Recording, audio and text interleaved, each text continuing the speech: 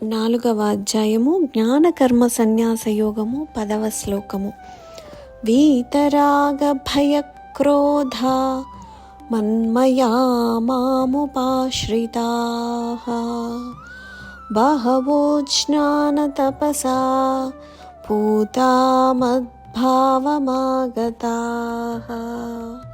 తాత్పర్యము: ఇది వరలో కూడా సర్వదా రాగ భయ క్రోధరహితులైన వారు దృఢమైన భక్తి తాత్పర్యములతో స్థిరబుద్ధి కలిగి నన్ను ఆశ్రయించిన భక్తులు పెక్కుమంది జ్ఞాన సంపన్నులై పవిత్రులై నా స్వరూపమును పొందియుండిరి.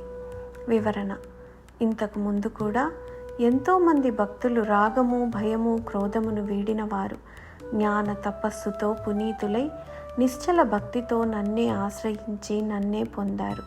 దానికి ముందుగా పరమాత్మ ప్రాప్తి అన్న ధ్యేయాన్ని దృఢంగా ఉంచుకోవాలి.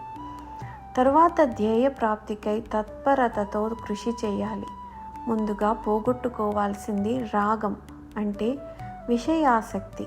ఒకసారి విషయాల మీద ఆసక్తి నశించాక కోపము భయము కూడా దగ్గరికి రావు.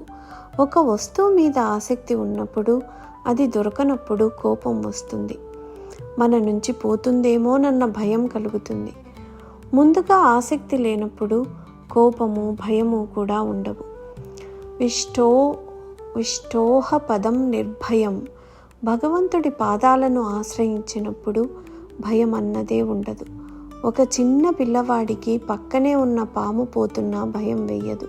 ఎందుకంటే వాడికి పాము అంటే ఏమిటో తెలీదు. ఇది అజ్ఞానం వలన భయం లేకపోవడం. కానీ అటువంటి భయం సుప్తావస్థలో ఉంటుంది. కానీ జ్ఞానులకు దీని వలన భయం ఉండదు.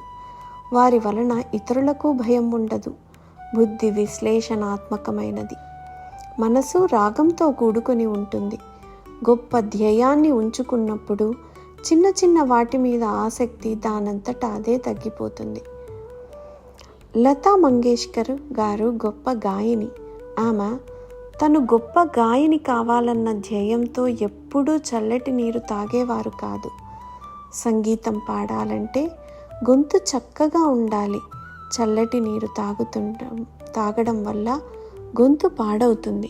అదేవిధంగా ఒక విద్యార్థి తాను మంచి ర్యాంకు తెచ్చుకోవాలనే ధ్యేయంతో చదివేటప్పుడు ఆటలు సినిమాలు టీవీ మొదలైన వాటి మీద ఆసక్తి అదంతట అదే తగ్గిపోతుంది. కర్మయోగాన్ని ఆచరించడం వలన పవిత్రతను పొందుతాము. ఈ విధంగా ఆసక్తిని కోపాన్ని భయాలను వదిలి కర్మయోగ ఆచరణతో పునీతులై పరమాత్ముడిని ఆశ్రయించినప్పుడు ఆయన భావాన్ని పొందుతారు. భగవద్గీత ఒక యోగ శాస్త్రము. పరమాత్ముడు చెప్పిన ఈ నిష్కామ కర్మయోగాన్ని ఆచరించి జ్ఞానులైన వారు ఆయననే పొందుతారు.